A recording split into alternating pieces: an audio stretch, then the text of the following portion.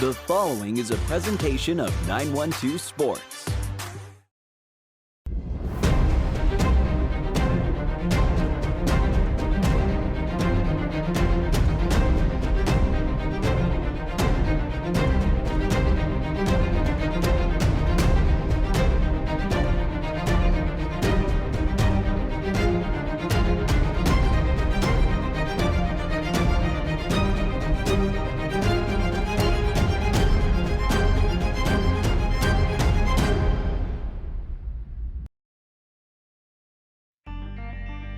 Welcome to On Air with 912 Sports, your number one source for high school sports. With Sean Smoke, Kevin Price, and Robbie Ross. On Air with 912 Sports is brought to you by Coastal Pines Technical College. Go Coastal. Prime South Bank. Find your prime. Robbie Robertson Ford, because Fords are cheaper in the swamp. Gibson Animal Clinic, practical solutions with limited fees. Summit Sports Medicine and Orthopedic Surgery, the region's best orthopedic care. And Kim Smoke, licensed realtor with Crossway Realty. High schoolers, did you know that you can get a head start on your college career and save money at the same time through dual enrollment at Coastal Pines Technical College? Dual enrollment is open to high school juniors and seniors, tuition free. Talk to your high school counselor or visit coastalpines.edu for more information. Coastal Pines Technical College, an equal opportunity institution. Go Coastal. It makes sense Prime South Bank would have a great mobile app. Nobody is as mobile as our customers. For a century, they've chased dreams, followed their hearts, took the road less taken, made a new path, taken leaps of faith. At Prime South, offering the latest digital banking, secure pay apps, and new online lending is part of a mobile tradition that goes way back. Life is mobile.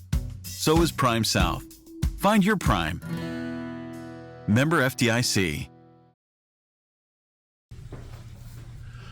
Welcome, sports fans, and thanks for watching On Air with 912 Sports. I'm Sean Smoke, publisher of 912 Sports, and got here with us tonight, Coach Jason Strickland. Coach, how you doing today, buddy? Hey, we're doing well, man. Glad to be here. Yeah, Coach, the Ware County Gators coming off a big 35-0 win over Calhoun. Move you guys into the Final Four as you got to play Dutchtown this Friday night. But before we get into that game, Coach, let's go back and talk a little bit about the big win over Calhoun. Coach, this is the same team that put you guys out last year in the second round. I know we didn't want to make this a revenge game, but your guys, I think it was on their minds because they showed up Friday night, pitched a shutout, held Calhoun to 0 points after they come into the stadium averaging 32 points. But let's just go back and get the coach's perspective about how you guys performed in that big 35-0 victory. Well, I don't think there's any question the whole group was led by our defense, and those guys have such a sense of urgency with their mentality, and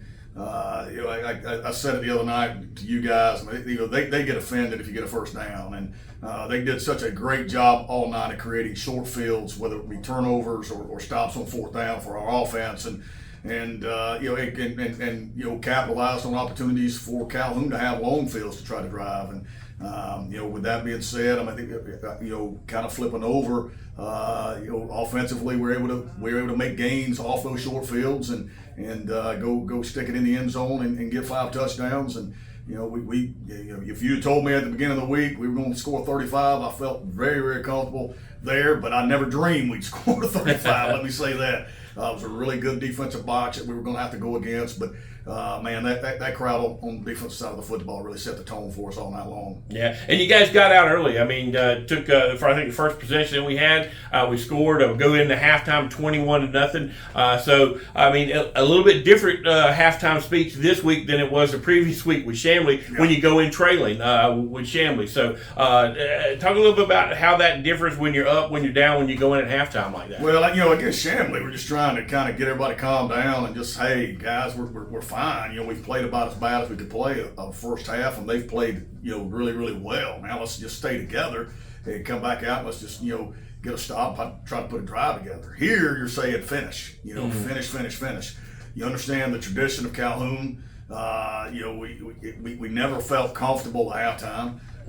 You know, with those guys kicking off, we were fully expecting it to be an onside kick to start the second half, everything we'd seen on their kickoff coverage. But, you know, you knew, and we had preached all week long, we felt like we could win the game, but you were going to have to beat Calhoun until the very last play. And you know, thankfully, I feel like we have the leadership that's going to hold each other accountable for that style of play, and we came out in the second half and continued what we started there in the first. Right, and those three series back to back where Calhoun turned the ball over, I think it was 2 fumbles and a punt. You know, I mean, 2 fumbles and an interception. I mean, your defense was just lights out right there during those 3 series. Yeah, and we had said, you know, kind of before the game that we thought, you know, for them to kind of stop us offensively, that they were going to have to kind of change who they were defensively. We just felt like we had some matchups and things we could do with what we were seeing on film, and then, you know, come out the second half and they changed. I mean, they you know, physically changed who they were defensively, and that created some problems for us and some concerns. Defensively, all of a sudden, boom, we get some turnovers. It creates short fields. Now their defensive adjustments really don't come into play, and we're able to stick it in and get 2 more touchdowns. And all of a sudden, you get at the fourth quarter, there's a running clock, and this thing gets over in a hurry. You know, I mean, you start talking about creating turnovers this time of year. Man, it is the number one factor for deciding football games, and it was a monster for us last night or last Friday. Yeah, and that running clock, like I said, that game was over way before 10 o'clock. I think 9:45, 9:48, something like that. But just an impressive win, Coach. Again, you shut out a team that comes into this game averaging 32 points. You get a little bit of revenge on a team that put you out last year, moves you on to the 4th round. And the big thing is this senior class, who's been so much to this school here, gets another home game at Memorial Stadium this Friday night as we take on Dutchtown. So let's talk a little bit about what that means to this group. Well, you know, I talked to you earlier this week about, you know, there's so many times where you get a group of seniors that are going to play in their home stadium, and they don't know if this is the last one. You know, if we win, maybe we get another one, or if the, you know, coin flip goes a certain way, or, you know, this team beats that team, maybe. We know this is the last time this special group of seniors plays in Memorial Stadium. And, you know, I can't say, it's hard to put in words what they have meant to our football program, but you know, more so maybe to what they've meant to Coach Strickland specifically. This group, even as freshmen, were kind of a stabilizing force, you know, when we made the transition over here. And transition's hard. It's hard on everybody. It was hard on these young men, and our program was hard on coaches.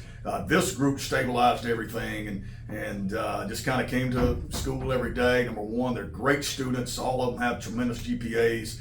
We got guys that are going to Westminster. We got guys that are going to other high academic areas, to whether it's just going to college or just going to continue their football career. You know, they have meant so much to this football program and this school system, this community. Great character guys that we know, without a shadow of a doubt, is going to play their last football game in Memorial Stadium this Friday, and you know, it's an opportunity for our community to show up and root them on to make sure they get to play one more game, and we'll be happy to make a road trip then. Exactly. That we'll be happy to go on the road for. Well, Coach, we're going to be playing Dutchtown. Dutchtown comes into this game 12-1 on the season. Their only loss to Jones County in a 24-7 loss back when they had no starting quarterback. So this is a very, very talented football team, a team that beat Warner Robins earlier in the year. So talk a little bit about what you've seen on film from Dutchtown and what we're going to be facing Friday night. Well, you're talking about an elite defensive unit. You know, Coach Battles come in from Mays and just continued his winning ways. And now, you know, the other thing I'll kind of make sure people understand, Dutchtown has been a very successful program for several years. I mean, they've put a bunch of talent out at Power 5 schools. You know, they've made second and third round playoff trips a lot over the last several years. I think this is the first time they've been in the semifinals. but they're not a stranger to big games and big game moments. Coach Battle's not a stranger to these moments. But this is a group that, kind of like us. They're led by their defensive unit. The big time linebacker, the Johnson kid, the Hill kid at number 4 on the defensive line. They're going to be a 4-2 defense that is going to create a lot of problems for us up front just because of their athleticism, the way they move, and the way they run to the football. And I don't know that we've seen a group strike ball carriers all year long like what we're going to see Friday night. So we're going to have to, number one, be very, very secure with the football. But number two, we're going to have to kind of get to that old mantra of not being upset if a drive ends with a kick. And we'll take any type of kick right there at the end of a drive. But we certainly feel like yards are going to be short to come by. Right, and points are going to be at a premium. I mean, these guys have, they hang their hat on defense. We hang our hat on defense. I mean, this could come down to a field goal, game. Very much so. I certainly expect it to be a low-scoring game, field position battle. And getting there to the end. Those field goal units, special teams units are going to be gigantic in games like this, just because. You don't feel like it's going to be one of those high-scoring affairs, and you don't feel like either group on offense is going to just be able to move up and down the field. So we're going to have to get to a point where can we get in field goal range, take some shots? If it comes down to the very end of it, are we capable of running our unit out there with no timeouts to kick a field goal to win the game? And when you turn the film on, you see why they're here, and they've beat some good football teams, and man, they create turnovers. They have big special teams plays, a couple pick sixes last week against Mays that kind of set them up. So it's a whole different deal than what we've seen. I don't know. I mean, maybe go all the way back to Bainbridge, since we've seen a group from the quarterback position to all their offensive skill players that you feel like can change the score at any moment, and they just create so much stress, and then flip over to that defense side of the football where they just don't give an inch. It's a special group. All right. Well, Coach, it's going to be a good one. Final Four game in Memorial Stadium this Friday night as Dutchtown comes to the Swamp. And like I said, I think this is a GoFan game. If you're looking for tickets, you got to go through GoFan. This is a GHSA takeover game where they come in and pretty much take over your stadium. So a lot of different things. But one thing that we don't want to be different, and that's the outcome. We'd love to see another Gator victory, which this would put you in the state championship game up in Atlanta. And it's like you said, Coach, that'd be one we'd happen to be traveling for. Yeah, no doubt. This is one of those deals where we practice and preach. Hey, let's make sure we practice on Monday. And you said it, the GHSA is going to come in about 3:30 on Friday and take the stadium over. But what they don't need to do is allow our fans to not show up and be as loud as they were last Friday, because buddy, they were rocking last Friday. So we're gonna need all of them there. The GHSA tries to create a neutral site here. We don't need to let that happen. We need all our fans to show up, be just as rabid and understanding. We are playing an outstanding football team, and hey man, we're playing for an opportunity to go have a chance to play up in Atlanta for the state championship. So there's I don't know if there's been it's been a long time since it's been this big of a game in Memorial Stadium, and I can't be more happy for a group of kids and a community. Let's act like we hadn't been there before. Let's go be silly and crazy and rabid and push these guys to one more game. And like you said, buddy, we'll be happy to get on the bus and go make a road trip then. There's no question about that. There you go. Well, Coach, you guys go get better. We'll see you in the Memorial Stadium on Friday night, and go Gators. Go Gators, buddy. Appreciate you. Play it loud and rev it up. Robbie Robertson's got trucks built for tough. Make your way to Robbie Robertson Ford in Waycross, where the deals are bigger than ever. Looking for a stylish midsize car, a spacious SUV, or a truck that performs at work and play? Robbie Robertson wants your vehicle and is paying top dollar. Now is the time to buy. Fords are cheaper in the Swamp. At Summit Sports Medicine and Orthopedic Surgery, you don't have to be an athlete to get the region's best orthopedic care. Our board-certified orthopedic surgeons and physicians treat injuries and conditions that affect just about any joint or bone in your body. Plus, we're backed by the support of Southeast Georgia Health System. From fracture repair to joint replacement, Summit Sports Medicine and Orthopedic Surgery will get you moving again. Call 1-855-ASK-SGHS. That's 1-855-275-7447 or visit sghs.org/summit. Welcome, sports fans, and thanks for watching On Air with 912 Sports. I'm Sean Smoke, publisher of 912 Sports, joined here tonight by the Appleton County Pirates head coach, Coach Jordan Mullis. Coach, how you doing tonight, buddy? Doing good, man. Doing good.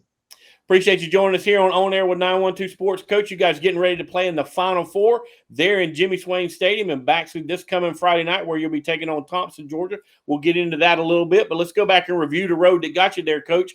You guys come into the contest 11-1 on the season, only dropping that one game. Your playoff wins have been 65-14 over Washington County, 35-13 over Northeast, and you had to go on the road last week thanks to a coin flip, and you beat Callaway on the road 44-21, and now by virtue of another coin flip, you guys get to come back home this Friday night there in Jimmy Swain Stadium. But Coach, first of all, congratulations on just a fantastic year there for the Pirates.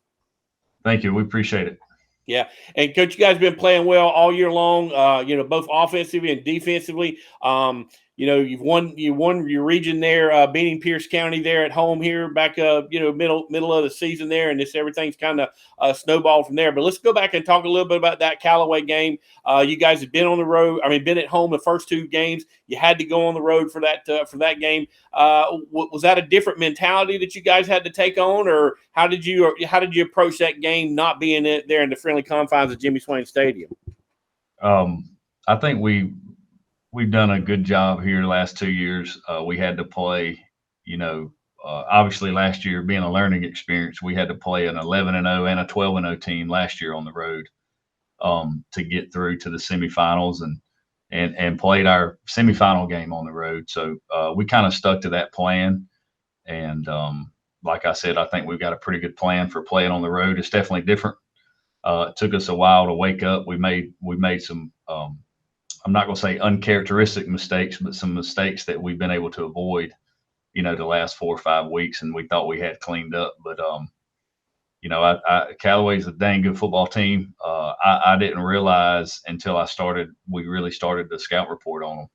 But those guys go to the semifinals, about it seems like the last 5 years, they've been at least to the semifinals. So they've done a great job up there. That guy's been there a while, won a ton of games. So they were able to give us all we wanted early, and we didn't handle it really well. But again, going back to our plan on the road, I felt like we were able to outlast them, late in that third quarter, fourth quarter, and kind of pull away from them. Right. Well, Coach, I guess some of the strength of this team all year long has been your defensive front and your linebacker, really your front seven there on defense. You guys were able to hold Callaway to 21 points. I'm not sure what they were averaging, but I saw some really high scores that they'd been able to post all year long. Talk a little bit about that group and what they've been able to do for you guys this year. We do have depth on the defensive line. We have some size on the defensive line. I'm not going to sit here and sugarcoat it. We've got some big kids, but it's not like we're the biggest team. I don't know if anybody's seen Northeast Macon, but we have some good looking high school football players, and we're pretty deep, and we can rotate them quite a bit. And I think our defense, our defensive staff does a great job. I talk about my defense coordinator all the time. He's a lot better coach than I am, and I think that what we do is we play very sound, and I think we make teams do things kind of out of their box to try to beat us. And I know that sounds like a real elementary game plan, but that's been pretty good for us. We're not as athletic as people think we are. So it's really important for us to be coached up, have good eyes, have our feet in the right spot, fit the run really well. And, that's kind of what kept Callaway on us early. Is I think they threw double reverse throwback to the quarterback on us. And then they ran tight end Dick, with a lineman out there and shifted to it late. And tight end in the tackle slot, and they were shooting at us, pretty early, and were able to get us on some things. And obviously they were extremely athletic, but the D line and the linebackers, they have fit the run well all year, and I felt like, especially with Washington County having DJ Braswell, great back. I think he's going to South Carolina, and then Northeast having the state's leading rusher at the time. I think they took that, as a challenge, and we probably played more physical the last 3 weeks than we have all year. Well, Coach, flip over to the offensive side of the ball. You guys put up 44 points. I know you got a young sophomore quarterback, but he does not play like a sophomore. And then you got a pair of talented running backs. But talk a little bit about that side of the ball and how you guys were able to put up the 44 there this Friday night. We were pretty balanced. We threw for around 250. We rushed for about 240. But yeah, quarterback he's been playing extremely well. He's been able to get us in some positions where teams were beating us up a little bit up front, and we've been able to continue to move the ball and make some big plays. And then the running backs, I felt like they've gotten better all year. They both weren't healthy this summer. And I think everybody knows that if you're not healthy during the summer, you're not going to play on August the 10th and be wide open. So I felt like those guys have gotten better every game. We've really tried to limit their reps early in the season to get their legs under them. I think their legs are under them. And then the offensive line's been patchwork like it was last year. We've had some injuries. We've had some guys lose positions. We've had some guys battle for positions. And, we've made so many changes with this team, trying to find the right combination and the right plans. We've made some coaching changes. And, I think I'm not going to say we're hitting our stride because, you can always play better. But I think that, once the playoffs started, once we got out of our region, which was extremely competitive, I think we've been able to kind of settle in on some things and obviously figure out what we're good at. Yeah, and talk about playing in that region and how that prepared you guys for the playoffs. Because I mean, you guys ran through the region. You went undefeated in the region. But the bottom line is, you had people like Pierce and Tatnall was much improved. Toombs County was much improved. You had some really good football teams, Vidalia, Brand. All those guys in that region, and that just playing that kind of competition week in and week out just has to prepare you for the playoffs. Yeah, I think that our region was extremely good. I know it didn't finish out the way people think it did, but I think a lot of that has to do with, we were getting people. We got Pierce. They were 5-0, I think, when we played them. That was a great game. That's always going to be a great game. It don't matter who's good and who's not good. It's just going to be a great one. And I think we got Vidalia when they were 5-0 or 5-1. And then we got Tatnall when they were 5-0 or 5-1. But we kind of got everybody, there's so much about high school football people don't think about. The matchups, the weather, when you play somebody on your schedule. And that was kind of the weird thing this year is we got everybody while they were hot after their non-region wins before Pierce. So, no disrespect to them because we played some very good teams. Tatnall, extremely talented. We had to play Toombs on a 3-day break. And they like to beat our tail. They out-physicaled us most of the night. We drugged. We were slow, which, again, we knew we would be, having 2 days of prep. But Coach Marsh did a great job. They were physical as crap. And I think that our region was a lot better than what people think. And, everybody said Pierce is down. Coach Herron just goes to the quarterfinals again with a down team, and going back and thinking about Tatnall, I think I said earlier in the year, I thought Tatnall was the most athletic team in our region. I still say that. And, with Thompson coming up and we've got that film, that game 7-0 with 3 minutes to go in the third quarter. And Tatnall had 3 fumbles at that time. I think that there's a lot of really good football here. I got in this region or in this area, 3 or 4 years ago when I came to Appling. And I think that with coaching changes and everybody trying to compete, I think this entire area, obviously look at what Coach Shaw's done at Wayne. I think this entire area is a heck of a lot better at football than what people think. Most definitely, most definitely. Well, Coach, you mentioned Thompson. That's your next opponent. You guys won the coin flip, so Thompson's got to come to Jimmy Swain Stadium there Friday night. It's going to be an electric atmosphere. Of course, this is one of those games where GHSA takes over your stadium and dictates what you can and can't do. But Thompson comes in 12-1. On the season with some big wins and playing in a tough region. But I know you guys had a chance to break down film. But talk a little bit about Thompson and what you guys are going to see when they show up Friday night. Not as much time as we want. The semifinals, they have the meeting we had a meeting in Forsyth yesterday at 10 in the morning that I had to be at. So I rolled out of the house about 5 o'clock to get up there. We got home about 5 o'clock in the morning, Saturday morning. And then, had to have our game film turned in. The Georgia High School had to do the exchanges, so I don't know where the last 48 hours have went. But they're extremely fast. We thought they were fast last year, and daggum, we cut on the tape, and they're all back, and they're faster. The Curry kid, he played with some of our guys in the All-State game. I thought he was the best back in the junior All-State game last year. I think he scored 5 or 6 touchdowns Friday night. I know I watched him return 2 kickoffs for touchdowns. Extremely explosive. Coach Youngblood does a really good job. And they figured out a way to play great defense. They've got great players. I don't think Thompson's ever not had great players. But they are just one of the fastest. They've got more kids that can score at any point in time than any team we played this year. So being able to bottle them up and not get in a scoring match with them. I think them in South Atlanta, I think they scored like 60 points in the fourth quarter last week. I mean, it was something crazy. I think Thompson scored 30-something and South Atlanta scored 20-something points, in 12 minutes. So I think that shows you what kind of athletes they have and how good they are and how good a job Coach Youngblood has done. Looking at them on the hoof, they're a little bit different than last year, but again, so fast that, that's something you can't coach when a dude can outrun you. And we got to, try to figure out a way to bottle that stuff up. Now, Coach, are they a team that wants to pass the ball to beat you? They want to run the ball? Are they pretty well split? What do they want to do offensively? They're going to get the ball to John Tavis Curry any way they can.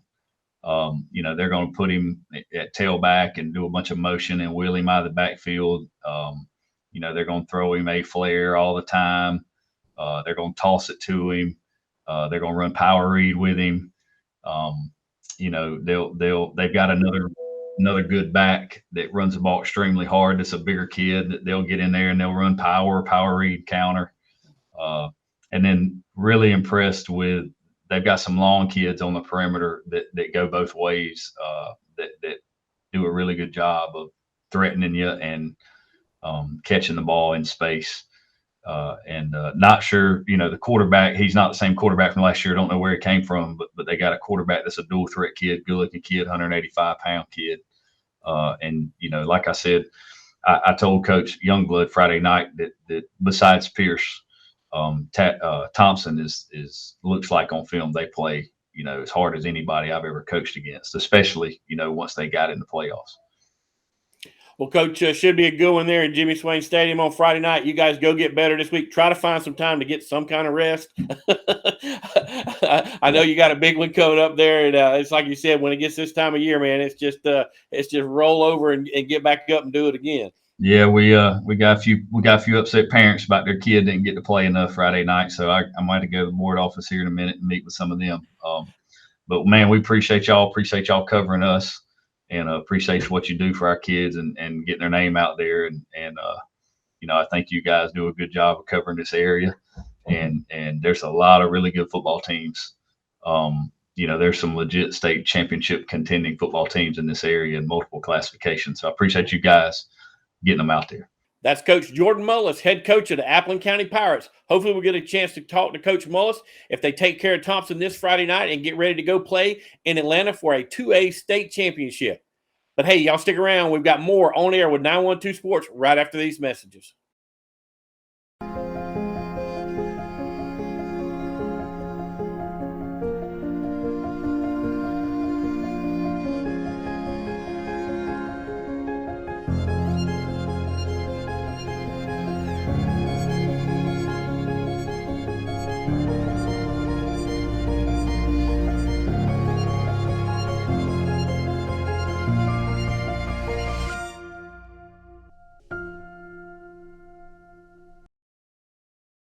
Gibson Animal Clinic is ready to help with your animals. From cats to dogs to horses, we treat them all. Call on us for grooming, bathing, boarding, and more serious things like surgery, dentistry, spay, neuter, immunizations, heartworm prevention, flea control, complete lab testing, radiology, preventive health care. Call us at 285-7678. Open Saturdays for your convenience. Gibson Animal Clinic. Practical solutions with reasonable fees. Russell J. Gibson, DVM. Gibson Animal Clinic, 108 Riverside Drive, Waycross. Hablamos español en nuestra clínica.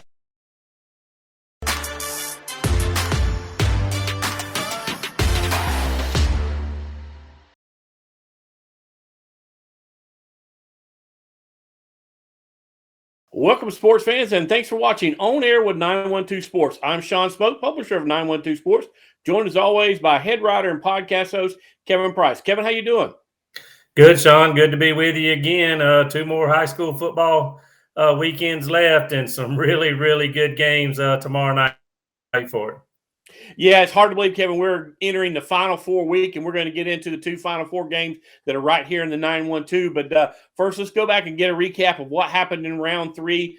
We started out the night with 6 teams. We had 4 that went by the wayside, but we'll go back and look at each one of those games individually, and then we'll get into the 2 teams that are left playing. But we'll start it off there in Single A, Division II, Clinch County losing to Johnson County by a final score of 36-21. I thought Clinch had the chops to go on the road and get this one done, but evidently, Kevin, that running back at Johnson County is as good as advertised. I mean, we talked about it. I mean, he's already broke Herschel's single-season rushing record there. So, I mean, evidently he's as good as advertised. Yeah, from what I understand, he is. I did text one of the Clinch assistant coaches, and I asked how good he was, and he said he is the real deal. So, obviously, he's pretty doggone good. Not sure that he's Herschel Walker. There's very few people that are Herschel Walker on the football field and different body type and all that. But obviously, he's pretty good. And Clinch finally met their match. Must have ran out of their late game magic, but still another great season for that Clinch football team. Yeah, anytime you made it to the quarterfinals, it's definitely a good season. And Coach Herron and I talked a lot about that earlier this week in the podcast. Pierce is another team, as we move up to 2A, that fell to Fellowship Christian. This game, was in Roswell. And Kevin, we talked about it last week. Pierce County has played 19 true road games in the playoffs, and they are 0-19. And now, unfortunately, they're 0-20 after losing to Fellowship Christian by a final score of 22-40. Talking to Coach Herron this morning, earlier in the week, they really just could never get the thing going. They, started out kind of behind the 8 ball. That's not what that offense is built to do. That offense is built to stay ahead and to bleed the clock. And every time they would get close, I think one time he said it was 20-14. They were in 6 points and they felt really good. They had some momentum, and then all of a sudden, boom! They hit them with a big play and they go down. Instead of the 6 points, they go down 13 points and just never really could get in the groove.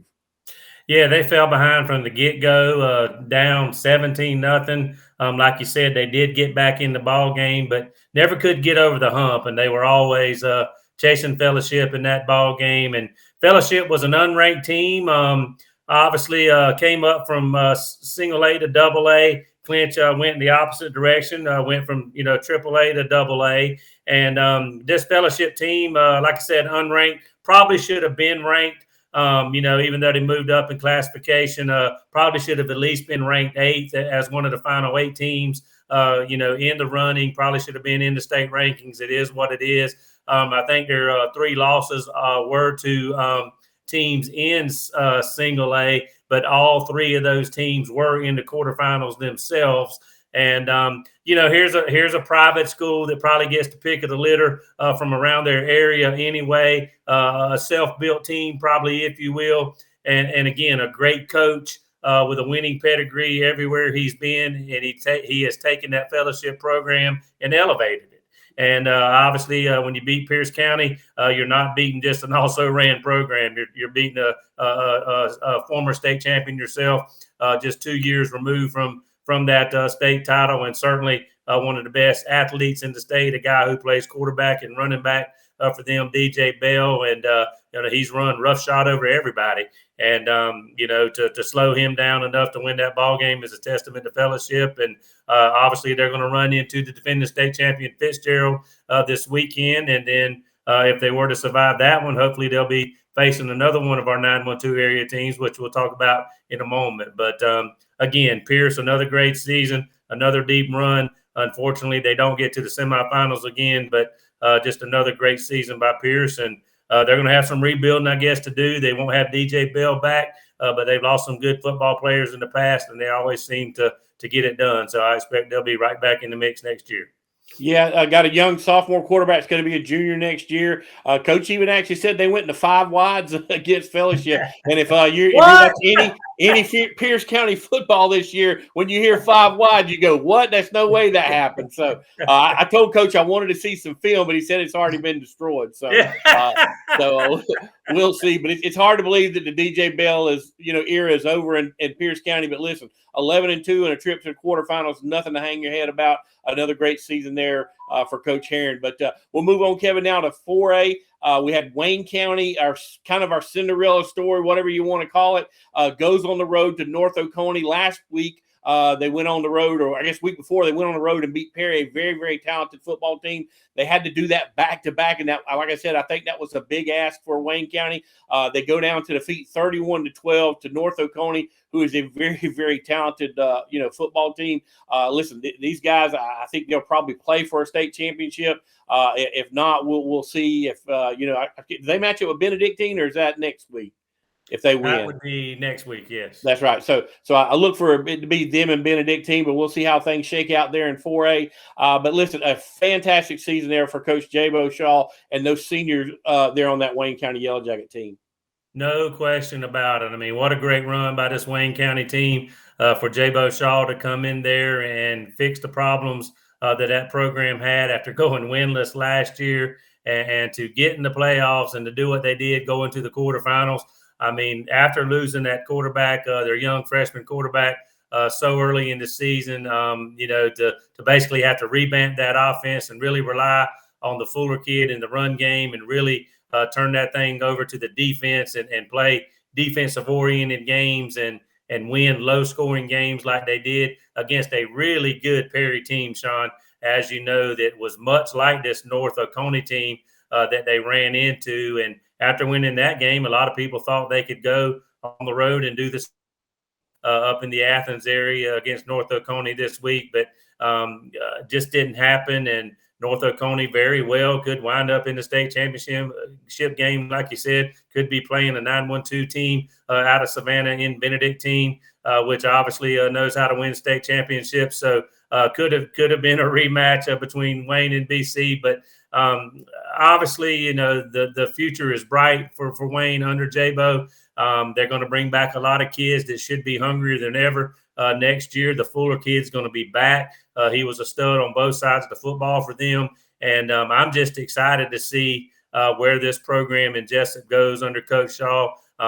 There may be some kids walking the hallways, I don't know, that wants to be a part of this program. I mean, usually when you win like this, success breeds success, and kids want to be parts of things like this. The community, if there were any doubters, any hangers on, kind of waiting to see what would happen, they're probably going to want to pitch in and help. So hopefully things are just going to pick up and move forward and just really go forward like gangbusters here. And then hopefully some more exciting things are going to happen there in Jessup.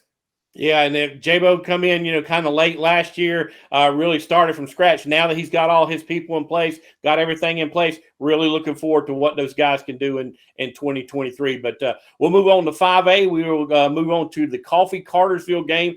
Coffee went on the road all the way up to Cartersville, wound up losing that game 56-28, a game that was kind of out of hand. But, hey, Coffee never gave up. Kept putting points on the board, drew themselves a little bit closer, but it just wasn't enough. But again, Kevin, another outstanding coaching job for Coach Mike Coe coming into that situation there as Robbie Pruitt departed, went back down to Florida, and Coach Coe just came in and kind of hit right where Robbie had left off, and those guys back in the quarterfinals this year. Yeah, we talked about it. I mean, this 5A bracket in the quarterfinals was loaded with heavyweights, and of course, still loaded with heavyweights, obviously, in the Final Four. But Coach Coe and Coffee, certainly one of those heavy hitters that were left. And Coach Coe obviously inherited a good program on a solid foundation that Coach Pruitt left behind. But I think, Sean, we mentioned it a couple of weeks ago, I think he's the only coffee coach in the history of that program to win 10 games in his first season. But I think I'm right about that. But anyway, a great first year for him to take that program and keep it moving forward. And obviously they were a typical coffee team like they were under Coach Pruitt, physical on both sides of the ball. They ran downhill at you. They hit you in the mouth on defense, and they kept that physical tradition going. And another great year, like you said, ran into a Cartersville team that had knocked them out in the playoffs before. I was hoping that Coffee would reverse that scenario this year. But again, a great year by the Trojans, and looking forward to seeing what they'll continue to do under the second year going forward under the new regime. Exactly. Well, hey, stick around. We've got the two teams that are continuing on that are going to be playing in the Final Four, but we're going to take a quick break, and we'll come right back here with more On Air with 912 Sports. It makes sense Prime South Bank would have a great mobile app. Nobody is as mobile as our customers. For a century, they've chased dreams, followed their hearts, took the road less taken, made a new path, taken leaps of faith. At Prime South, offering the latest digital banking, secure pay apps, and new online lending is part of a mobile tradition that goes way back. Life is mobile. So is Prime South. Find your Prime. Member FDIC. Play it loud and rev it up. Robbie Robinson's got trucks built for tough. Make your way to Robbie Robertson Ford in Waycross, where the deals are bigger than ever. Looking for a stylish midsize car, a spacious SUV, or a truck that performs at work and play? Robbie Robertson wants your vehicle and is paying top dollar. Now is the time to buy. Fords are cheaper in the swamp. High schoolers, did you know that you can get a head start on your college career and save money at the same time through dual enrollment at Coastal Pines Technical College? Dual enrollment is open to high school juniors and seniors, tuition free. Talk to your high school counselor or visit coastalpines.edu for more information. Coastal Pines Technical College, an equal opportunity institution. Go Coastal.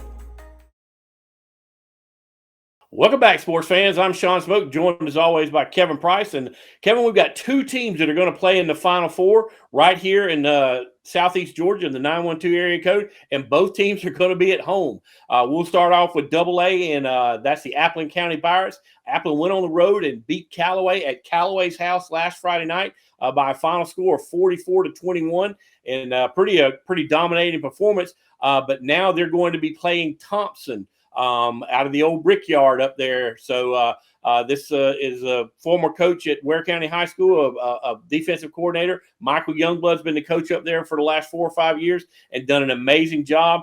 Thompson comes into this game scoring a lot of points. As a matter of fact, they got in a shootout this past Friday night. I think wound up scoring 56 points. But, oh, by the way, Appleton's got this little thing called a defensive line, and they run about 6 or 7 guys in and out of that is really, really stout. Probably one of the biggest defensive lines in all of AA, but should be a really, really good game at Jimmy Swain Stadium on Friday night. Yeah, and I tell you what, I watched the second half of that ball game, or really the end of the first half, all the way through the second half of that ball game. I know we had reporters in other areas, so I wanted to keep an eye on that Appleton game last week here at the house so I could report on it. And they really did. They took the lead there with a field goal right there at the end of the first half and really dominated that second half, Sean. And you could tell they were the more athletic team, the physically stronger team, and they really pulled away there the second half the other night against Callaway. Now, this game against Thompson is actually a rematch of last year's quarterfinal game, I think. So, we've talked about revenge a lot, and that being a big motivating factor for kids, high school age kids especially. And Appling knocked Thompson out of the playoffs last year in the quarterfinal round.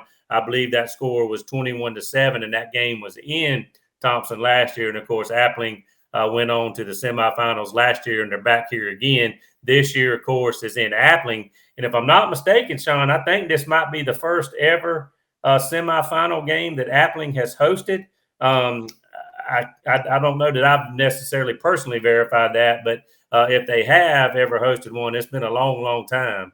But so they're going to be jacked to the max. I don't know if the fire marshal is going to be anywhere around there in Appling, but maybe he'll turn his head, not really pay attention to the numbers. But going to be a tough environment for Thompson to go into from that standpoint. But obviously they're a perennial power as well. So this is a huge, huge football game. Obviously the winner moves on to the final. You mentioned Thompson's ability to score points, but I've been really impressed with the way Appling has turned it on offensively here down the stretch, particularly in the postseason as well. Like you said, a lot of guys, or we talked about it before we came on the air, they spread the ball around. They've got a good quarterback. He can throw it in the air. They got some guys that can go up and get it. They've got a good running game. So they got a lot of ways they can attack a defense too. And obviously we know they can play some defense. That's their head coach's forte. That's his specialty, if you will. He's the former defensive coordinator there.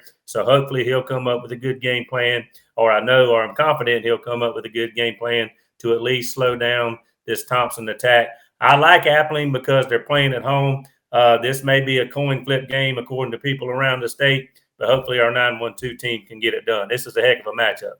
Yeah, and the winner of this game, Kevin, is going to get to face the winner of the Fitzgerald Fellowship Christian. If Pierce was able to get by Fellowship Christian, they would have been playing Fitzgerald, but they went down. So whoever wins that game will be matching up with the winner of the Appling Thompson game. But let's move on to 5A. That's where we've got our other Final Four contestant, and that is the Ware County Gators. The Ware County Gators go into the contest, going to be playing Dutchtown in the Swamp. And the Gators, Kevin, they've been living the charm life here. Every playoff game's been at home. The first two they earned. The second one, or second two, they've actually got on coin flip. So hey, sometimes the old coin falls your way, and it has for the Gators. But listen, this Gators team has just been playing lights out on the defensive side of the ball.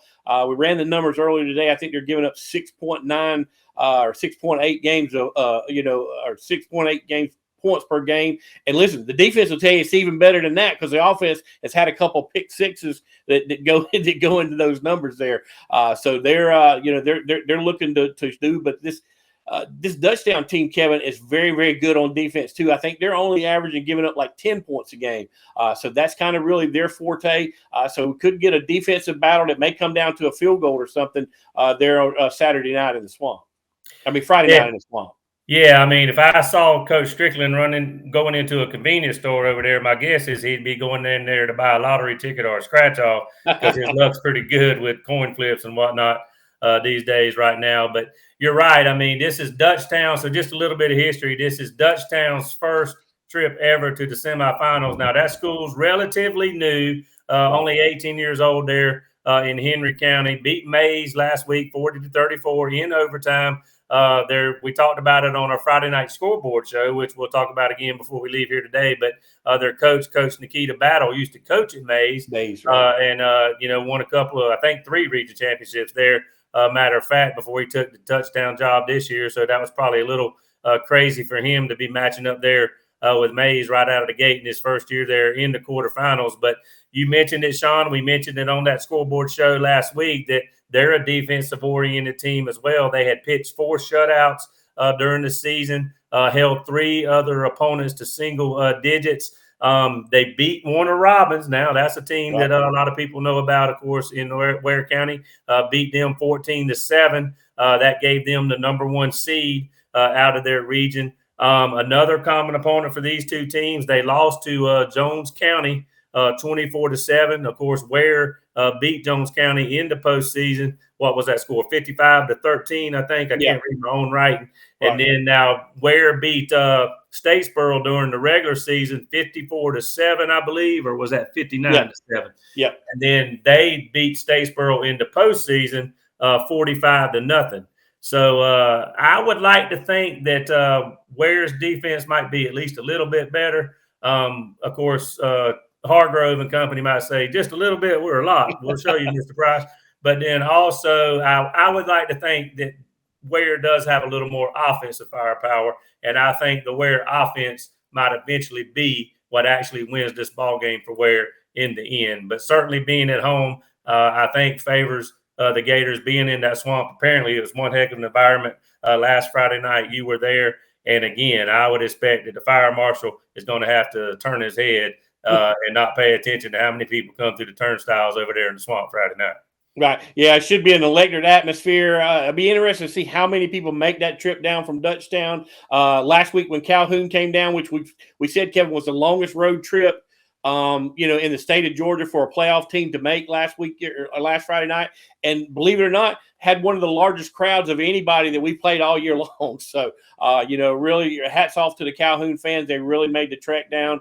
Didn't turn out their way as Ware won that game 35-0. But nevertheless, their fans showed up, and it'll be interesting to see how many Dutchtown fans come down from Henry County to be a part of this atmosphere. But listen, great games all over the state. The Ware winner of the winner between Ware and Dutchtown is going to get the winner between Warner Robins and Cartersville on the other side of the bracket. This game is two number 2 seeds on that side of the bracket. Warner Robins won the coin toss. So Cartersville, who got to play Coffee at home last week, got to go on the road, come down to the MAC there this Friday night and take on Warner Robins. So it'll be interesting to see what happens there. But listen, a lot of great football all over the state. You're not going to get any – I don't think you're going to get any blowouts in this round, Kevin, because everybody's pretty well, evenly matched up. But like I said, we're playing Final Four football, and you're playing for a chance to go play for it all in a state championship. So you're going to get everybody's best effort on Friday night. Yeah, I mean, there may be some mismatches out there. We won't get into it, but I think there's going to be some really, really serious competitive ball games. And we had some overtime games last week, and that's a heck of a way to have to bow out. Those games can go either way, and I wouldn't be surprised if we get a couple of more of those for sure. And, this 5A bracket, there's a lot of good defenses in this bracket. If you look at some of the other brackets, there's some good defenses in there. I mean, in this era of people scoring a lot of points, there's still, I think, a fact that a lot of the better teams play good defense. And I think we're seeing that particularly in places like Ware County, where defense still carries the day. You're seeing that at places like the University of Georgia on the collegiate level. And, if they can't score, they can't win.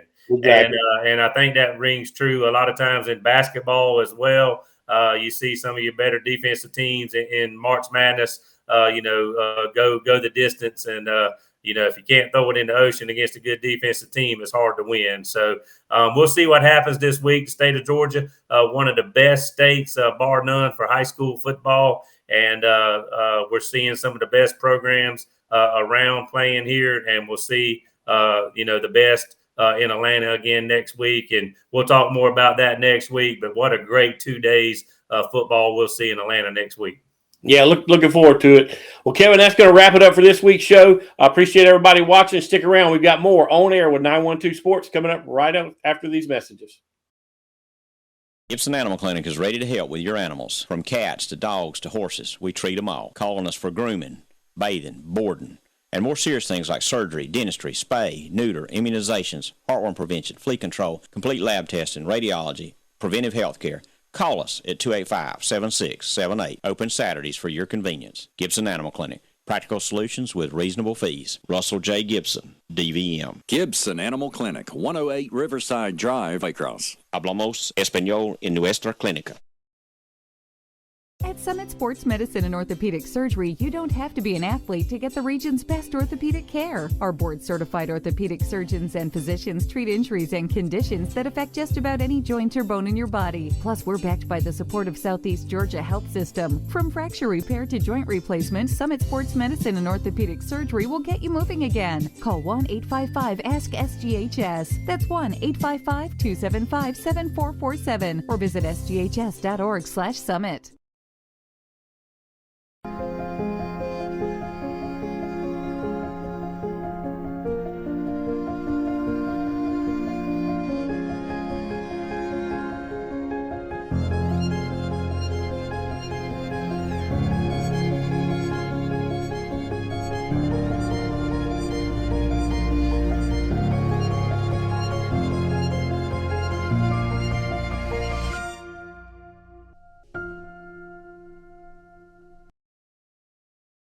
This has been a presentation of 912 Sports.